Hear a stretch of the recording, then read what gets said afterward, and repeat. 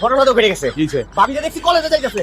গলি তুই এত বড় সাহস কলেজে যায় ওই কলেজে যায় ওই পড়ালেখা করে তোর তাড়াতাড়ি হাত আমার জামাই যদি খবরটা পাওয়া যায় তখন কিন্তু সর্বনাশ হয়ে যাবে।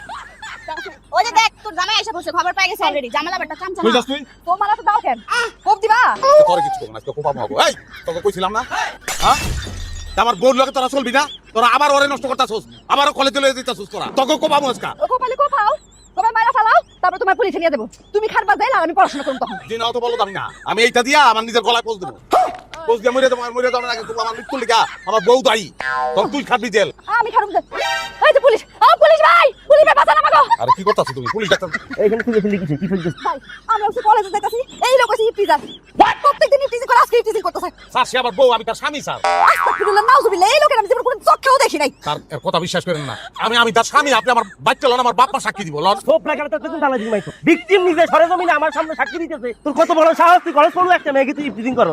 এই রাজীব তাকে রেস্ট করো। স্যার বিশ্বাস করেন আমি স্যার ইফতিজার লই যাইতাছেন না কেন আমি রিড কর স্যার